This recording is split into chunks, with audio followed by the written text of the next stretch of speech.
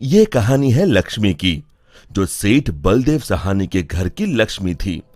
लक्ष्मी के 3 भाई थे, जो गांव के साहूकार थे। तीनों के तीनों हट्टे कट्टे और तंदुरुस्त थे, और लक्ष्मी अपने तीनों भाइयों की जान थी। जब लक्ष्मी 18 वर्ष की हुई तो सेठ जी ने लक्ष्मी के विवाह के लिए घर में पंडित जी को बुलाया। यजमान, बेटिया की कुंडली जिस युवक से मिल रही है वो एक बहुत ही साधारण परिवार का है। अरे उससे क्या फर्क पड़ता है, हम तो अपनी बेटी को अपने घर ही रखने वाले हैं, हमें तो घर जमाई चाहिए। लेकिन यजमान, मुझे नहीं लगता कि ऐसा कुछ संभव है, ये युवक घर जमाई नहीं बनेगा। तभी सेठ जी की बेटी सेठ जी के पास आई और उनके कानों में कुछ फुसफुसाई। उसकी बातें सुनकर सेठ जी के चेहरे पर मुस्कान आ गई। ठीक है पंडित जी, आप शादी की बात आगे बढ़ाइए। और फिर कुछ महीनों में लक्ष्मी की शादी एक बहुत ही साधारण युवक विमल से हुई। शुरू में दोनों की अच्छी बन रही थी और विमल की मां सरिता भी बहुत खुश थी। एक दिन सोते वक्त लक्ष्मी ने विमल से बात की। ना इस घर में ढंग का सोफा है, ना गद्देदार पलंग और ना ही टीवी। ए जी, आप मेरे साथ मेरे पापा के घर चलिए ना, वहाँ सब कुछ है। नहीं लक्ष्मी, अब यही तुम्हारा घर है, तुम्हें इसी घर में रहने की आदत डालनी होगी। उस दिन के बाद लक्ष्मी हर छोटी छोटी बातों पे विमल से झगड़ा किया करती। उनके बीच बात इतनी बिगड़ गई कि अब लक्ष्मी कभी बेलन तो कभी बर्तन फेंक फेंक कर विमल को मारती। विमल बेटा, ये क्या है, तुम दोनों ऐसे लड़ क्यों रहे हो? माँ, ये रट लगाए बैठी है कि मैं भी इसके साथ इसके बाप के घर में जाकर रहूं, घर जमाई बनकर। भला मैं ये कैसे कर सकता हूँ, और इसीलिए हमारी रोज अनबन होती है। एक काम कर, तू उसे अच्छे से समझा कि अब यही उसका घर है।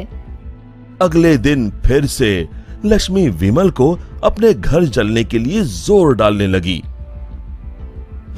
आप मेरे साथ मेरे घर चलिए, आपको यहाँ गरीबों की तरह जीने की कोई जरूरत नहीं है, मेरे पापा के पास सब कुछ है।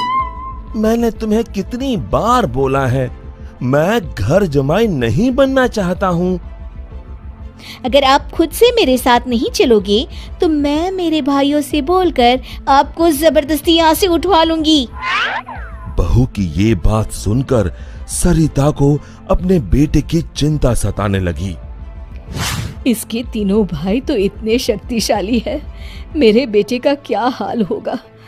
ये मैंने क्या कर दिया, इससे अच्छा तो किसी गरीब की बेटी ब्याह लाती, कम से कम कोई आफत तो नहीं आती। अब सिर्फ बाबा जी ही मेरी मदद कर सकते हैं।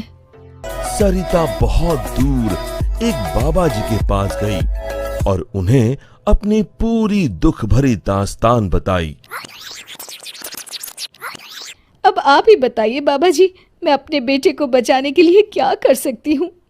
ये ताकतवर इंसान ऐसे ही होते हैं, हमेशा निर्बलों को दबाना चाहते हैं। अब सिर्फ गुफा में रहने वाली डायन ही तुम्हारी मदद कर सकती है, सिर्फ वही तुम्हें ताकतवर बना सकती है, जिससे तुम अपने बेटे को बचा सकती हो। बाबा जी, मुझे ये डायन कहाँ मिलेगी? वो उत्तरी दिशा में मिलेगी, लेकिन उससे मिलने से तुम्हारे प्राण भी संकट में आ सकते हैं। अपने बेटी की जान बचाने के लिए मैं कुछ भी कर सकती हूँ। सरिता उत्तरी दिशा में निकल पड़ी और गुफा तक पहुंचते पहुंचते उसे रात हो गई। कोई है यहाँ? क्या आज एक इंसान यहाँ खुद चलकर आया है? वो भी मेरा खाना बनने। मैं आपसे मिलने आई हूँ। मिलने? मुझसे? हाँ।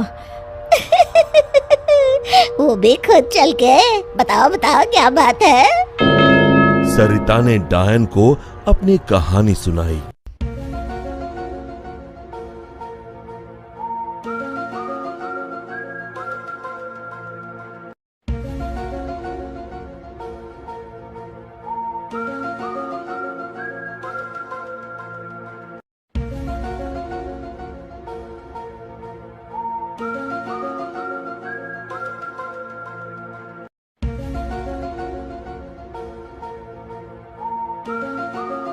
उपाय तो है लेकिन बहुत कठिन है। मैं अपने बेटे को बचाने के लिए कुछ भी कर लूंगी। तुम्हें मेरा श्राप अपने ऊपर लेना होगा, जिससे मेरी सारी शक्तियाँ तुम में आ जाएंगी।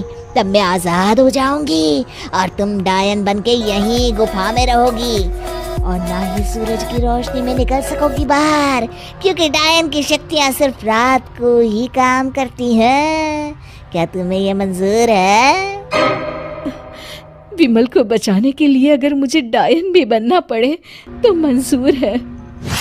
डायन ने कुछ जादू किया और डायन की सारी शक्तियां सरिता में चली गईं और अब डायन आजाद होकर एक औरत बन गई और सरिता डायन बन गई।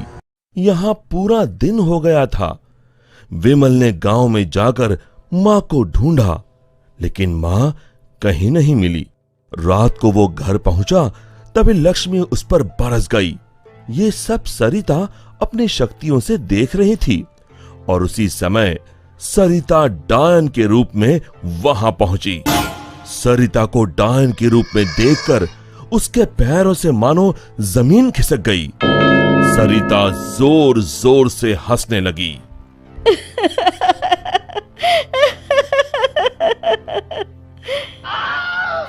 आलतू जलाल तू आई बला को टाल तू, आलतू जलाल तू आई बला को टाल तू, आलतू जलाल तू आई बला को टाल तू, आलतू जलाल तू आई बला को टाल तू, आलतू जलाल तू आई बला को टाल तू। जैसे तैसे रात को लक्ष्मी सो गई और सुबह होते ही अभी अपने भाइयों को बताती हूँ कि आपने मुझे बेलन से मारा।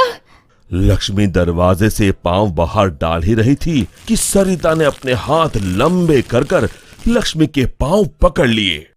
अब तुम इस चौखट के बाहर बिल्कुल नहीं जाओगी।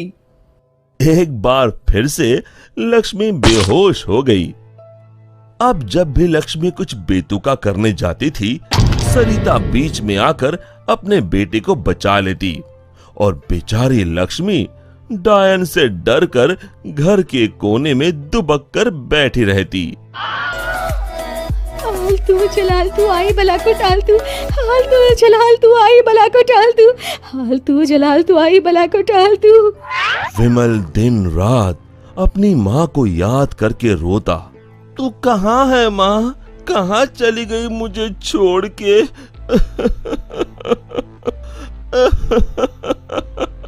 बेटा विमल, मैं यही हूँ तेरे पास, लेकिन इस डायन के रूप में। ये सब सुन विमल बहुत डर जाता है। डर मत बेटा, बस मुझसे तेरा दुख नहीं देखा जा रहा था, इसलिए मुझे ये सब करना पड़ा। ये सब पीछे खड़ी लक्ष्मी सुन रही थी। तभी सरिता ने उसे अपनी शक्तियों से दीवार पर लटका दिया। जा रही हूँ, मगर एक बात समझ ले, मेरे बेटे को परेशान करने की भी तूने या तेरे घर वालों ने सोची तो मैं यहाँ फिर आ जाऊंगी। जी जी जी माँ जी। तभी तो कहते हैं माँ से बढ़कर दुनिया में कुछ नहीं। माँ एक वरदान है जो अपने बच्चों के लिए कुछ भी कर सकती है। दोस्तों, हमें उम्मीद है कि आपको हमारी ये कहानी पसंद आई होगी। कृपया हमारे चैनल को सब्सक्राइब करें और सभी अपडेट्स के लिए बेल आइकन जरूर दबाएं। और हाँ, वीडियो लाइक और शेयर करना मत भूलिएगा। Bye bye.